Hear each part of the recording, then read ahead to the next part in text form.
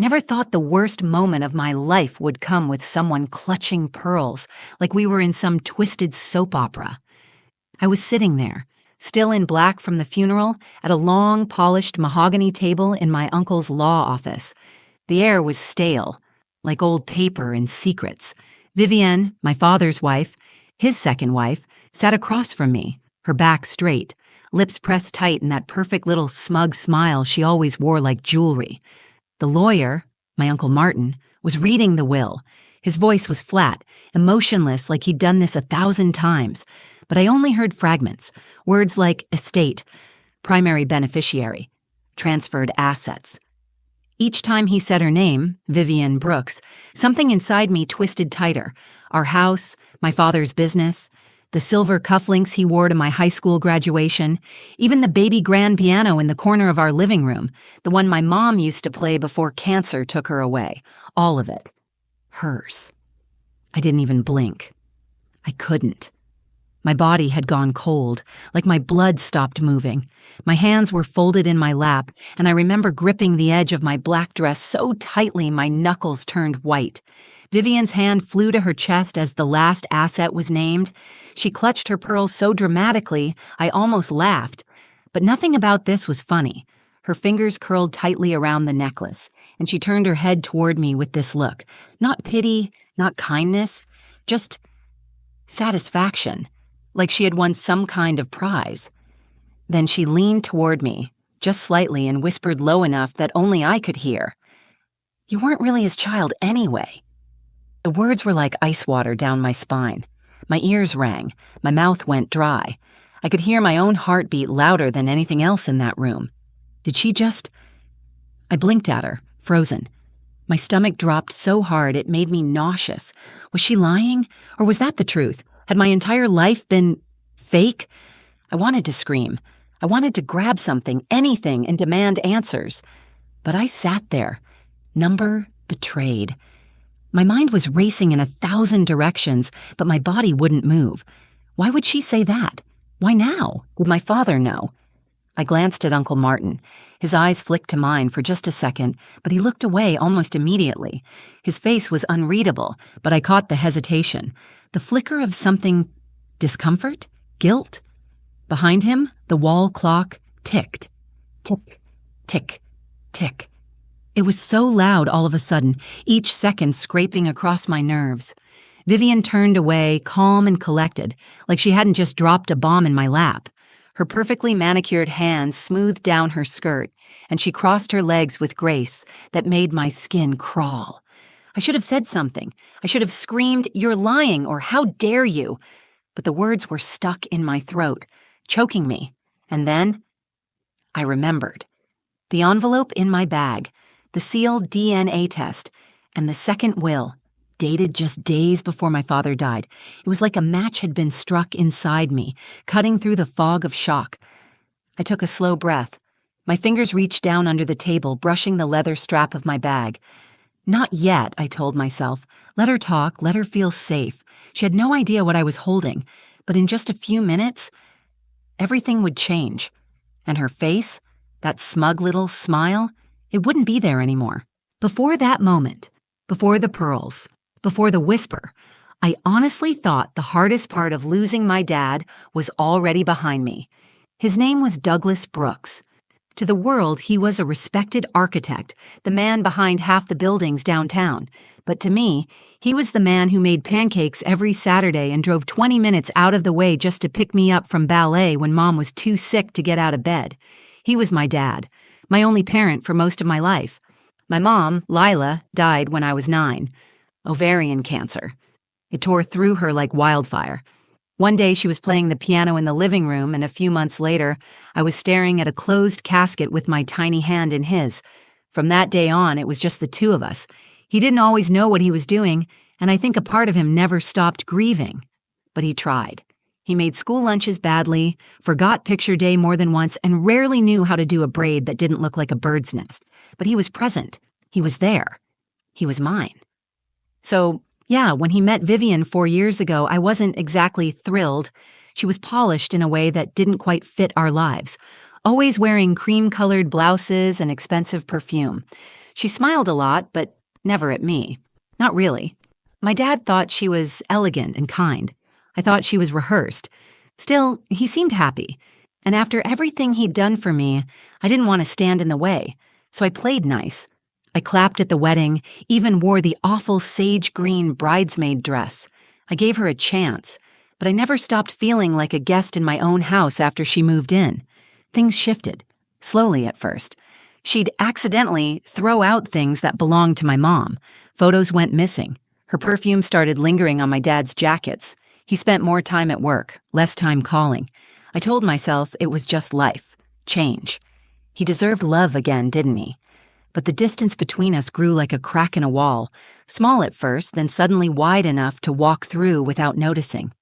I moved out 2 years ago and started my own life, apartment, job, friends. But I always thought, deep down, he'd be there, that he wanted to be there, until the call. A heart attack, out of nowhere. He was gone before I got to the hospital. I never got to say goodbye, never got to ask the questions I didn't know I'd been carrying. At the funeral, Vivian stood front and center in designer black, dabbing her eyes like a grieving widow from a movie. I barely spoke to her. She didn't even look at me. Everyone kept saying the same thing. He was so proud of you. He loved you so much. He talked about you all the time. But something didn't sit right. I felt hollow, disconnected. And then, a week later, I got a manila envelope in the mail. No return address. Inside was a single sheet of paper, my father's signature at the bottom, dated 2 days before he died. It said there had been a new will, and with it, a sealed envelope, a DNA test. That was the moment everything turned. That was when the questions began. Real, heavy ones. Why would he test me? What had he heard? Who had told him to doubt something so fundamental? I kept the envelope sealed for days, weeks. But now, sitting across from the woman who just told me I wasn't his daughter, I knew why he did it. He had known something was wrong. And somewhere, even in his final days, he tried to make it right.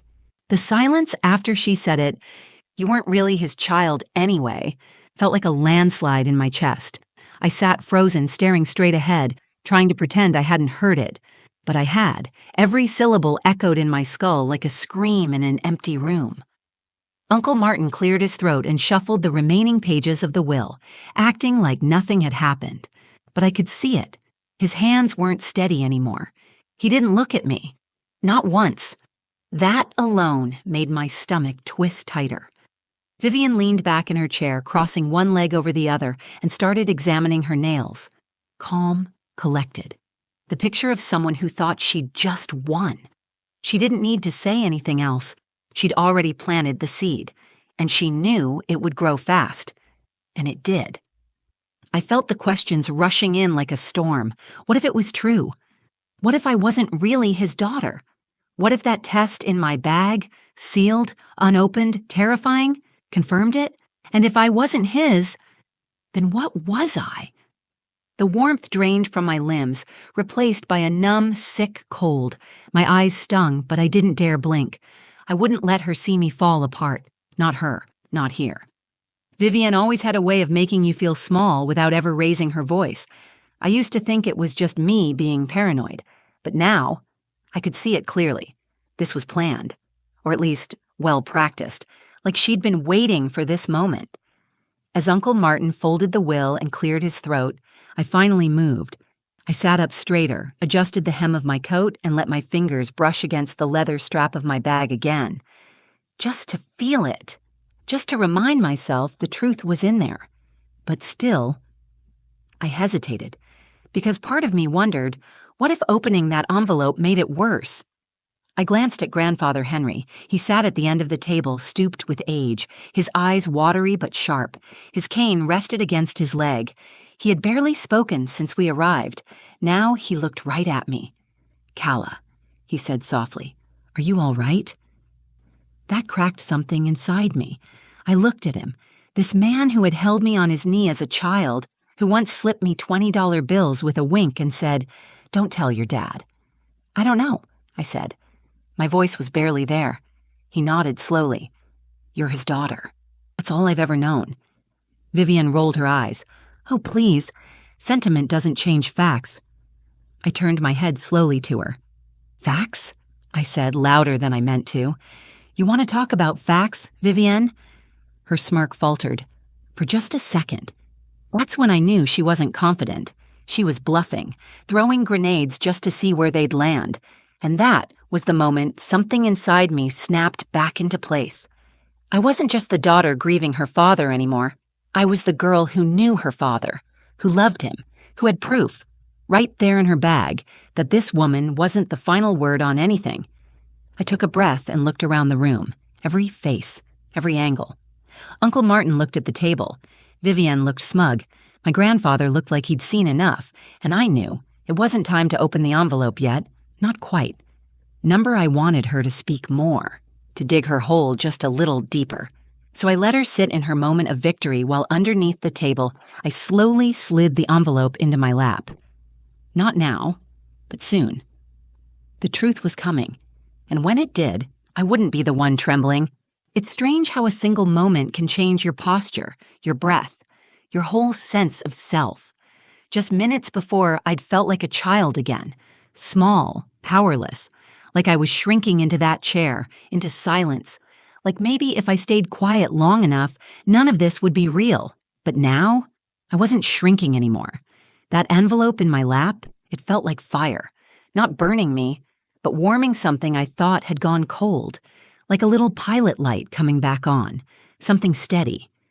Vivienne was still talking, something about how Douglas, my dad, came to terms with things before the end. Her voice had taken on this artificial sadness, the kind people use when they're performing grief instead of feeling it. I didn't respond. I just sat there, letting her monologue continue like it was theater. But inside, I was rewinding everything, piecing together the last conversation I had with my father. It was a rainy Thursday, 2 weeks before he died. I remember because he'd shown up at my apartment unannounced, dripping wet, clutching a coffee for me and nothing for himself. He looked tired, older somehow, but his eyes were softer than I'd seen in years. He sat on my couch, soaked jeans and all, and told me he'd been having doubts about everything. Not about me, he said, never about me, but about things Vivienne had been saying, whispers, rumors, the way she'd pushed him to revise his will and told him to be realistic about his legacy. Then he said the words that broke me and saved me all at once. "I need to know for sure. Not for me. For you." That was the day we did the test. Quietly. Privately. No one knew. He swabbed. I swabbed. I paid to have it sent off myself. He told me he'd handle the rest. And then, just like that, he was gone. I hadn't even opened the envelope when it arrived. The grief had swallowed me whole. But inside that package was something else, tucked behind the test results, folded once, with his signature at the bottom, a second will. It wasn't written in legal jargon, just typed, dated, and signed, with 2 witness names at the bottom. One of them was Uncle Martin. At first, I thought it had to be fake, wishful thinking, but it was real. Martin had notarized it himself the same day the DNA results were finalized. That version? It told a very different story. He'd left the house to me, his business to be split between me and grandfather Henry, the piano, my mother's piano, specifically to me. Vivienne would get a summer cottage in Vermont, a few bonds, and a conditional trust based on future conduct. He'd seen her, finally, and he tried, maybe too late, maybe not, to make it right. So as she sat there now, spitting venom and twisting history like she was entitled to it, I decided something. I wasn't going to let her own this story. Not anymore. I glanced at Uncle Martin. He met my eyes. There was something in his expression. Quiet understanding. Maybe even guilt. But he gave me the smallest nod. I knew what it meant. He'd waited for me to be ready. So I reached into my lap and set the envelope on the table. Slowly, deliberately, right between the polished crystal water pitcher and the untouched coffee cups. Vivienne paused mid-sentence. Her eyes dropped to the envelope and her lips parted ever so slightly. I said nothing. Not yet. Let it sit there. Let the silence return. Let her stew in the moment before the storm, because everything she thought she'd won was about to slip right through her fingers. The second I laid the envelope on the table, everything changed. Vivienne's eyes locked onto it like it was a snake about to strike. Her fingers curled slightly against the arm of the chair, nails pressing into the leather. She didn't speak. Not yet. But her silence was loud. Uncle Martin looked at me, really looked at me, and I could see something shift in his posture.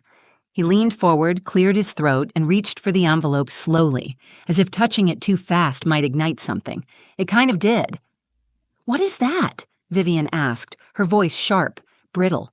The pearls around her neck shifted as she straightened, trying to maintain her composure. But there was tension in her jaw. Her fingers twitched. I didn't answer her. I looked at Martin instead. He nodded again, then opened the flap. First, the DNA test. He unfolded it carefully, his brows drawing together as he read. The silence was unbearable, thick and heavy, like it pressed against my chest with every tick of that damned office clock. Tick, tick, tick. Finally, his voice broke the silence. "It's a paternity test between Calla and Douglas." Vivian let out a sarcastic scoff. "Oh, please, now she comes up with a test. Really?" Martin didn't flinch. He turned the paper toward the table, holding it flat. 99.98% match. Douglas is her biological father. I heard the sharp inhale Vivian tried to hide. Her shoulders stiffened. Her mouth opened, but nothing came out. She blinked, once, twice, then laughed. It was hollow and humorless. Probably faked. You can order those online, you know. Martin didn't even look at her. He reached for the second document. I didn't need to read it again. I knew every word by heart. "This," he said calmly, "is a second will. Signed and dated the same day as the DNA results. I was one of the witnesses." Vivian jolted forward in her seat. "What? That's not possible." She reached for the paper, but Martin held it out of reach, then handed it to his assistant to make copies. "It's legal and supersedes the prior version," he continued, voice firm now. "Douglas changed his wishes based on new information." Vivian's lips trembled. Her skin went pale, like all the blood had drained from her face. The pearls around her neck suddenly looked tight, almost choking her. "This is a setup," she whispered, barely able to get the words out. "This is a betrayal. He loved me." Martin didn't respond. He didn't have to. The document spoke louder than any of us could. I didn't gloat. I didn't smile. I just watched her unravel in slow motion. This woman who had spent the last few years trying to erase my existence, now panicking as hers crumbled. She looked at me, eyes burning. "You manipulated him." I met her gaze without blinking. Number I just let the truth speak. Vivian stood up, shaking, the chair legs screeching against the floor. She looked around the room, desperate for someone, anyone, to come to her defense. But no one did. Not Uncle Martin, not Grandfather Henry, who sat watching with quiet, proud eyes, not even her own reflection in the glass-framed photos on the wall. She stormed out without another word. Her heels clicked down the hall like a metronome marking the final beat of a song she thought she was conducting. And just like that, it was over. The room fell quiet again, the kind of quiet that doesn't ache anymore, but heals. I exhaled for the first time in what felt like years. I hadn't just defended my father's legacy. I had reclaimed my own. The funny thing about truth is that it doesn't always roar when it arrives. Sometimes it just sits quietly in the room with you, settling into your bones, letting you exhale. Finally.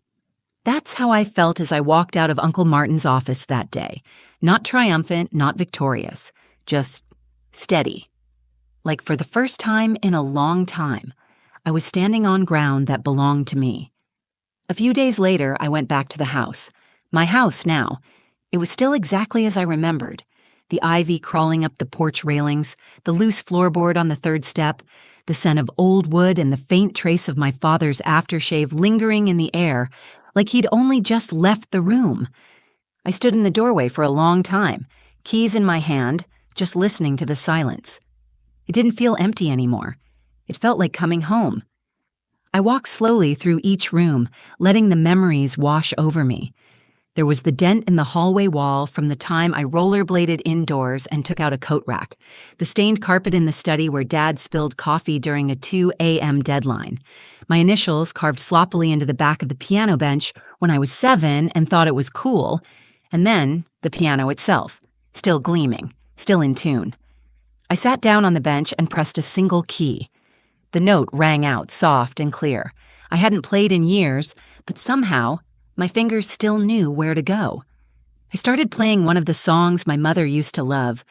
I could almost hear her humming along, and I cried. Not the broken, heavy sobs I'd been carrying. These tears were something else, lighter, cleansing.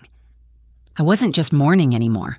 I was remembering, reclaiming, and letting go. Vivian tried to reach out a week later, a single text. We need to talk. I deserve a conversation. I stared at the screen for a long moment before deleting it without replying. She didn't deserve any more of my time. My father had made his decision, twice, and I had made mine. He wasn't perfect. He doubted. He delayed. He left some things unsaid until it was nearly too late. But in the end, he chose me. Not because of a test or a paper or biology, but because of love. That's what I hold on to now. Grandfather Henry moved in with me not long after. The house was too quiet on its own, and we both needed the company. He tells me stories about my dad I never heard before, about the time he almost flunked out of college because he couldn't stop drawing buildings in his math textbooks, about how he cried when I was born, even though he denied it for years. We eat breakfast together most mornings. He calls me kiddo and slips me cash for snacks, even though I'm pushing 30. The business? I didn't keep it. It was never my dream. I sold it to someone who respected what my father built and used the money to start something of my own, a community arts program for kids. It felt right. Because legacies aren't just buildings or bank accounts. They're the quiet moments, the music still echoing through old walls, the people who stay long after the ones who tried to tear you down are gone. This isn't just a story about a will or a test. It's about holding on to your truth when everything else is trying to rewrite it. It's about family, not just by blood, but by choice. And it's about knowing who you are, even when the world tries to tell you otherwise. And if you're still here with me, thank you for listening, for holding space, for walking through this story with me. If this hit you somewhere deep, if you've ever had to fight for the truth or stand your ground when everything tried to shake it, I see you. You're not alone. I'd love to hear your thoughts in the comments. Have you ever uncovered a family secret? Or had someone try to rewrite your story? Let's talk about it below. I read every single one. If this story moved you, please give it a like. It really helps more people find it. And don't forget to share this video with someone who needs to be reminded that truth always finds its way. If you want more real stories like this, raw, messy, powerful, subscribe to the channel and hit that bell so you never miss the next one. Until then, protect your peace, trust your gut, and remember, you know who you are. See you in the next one.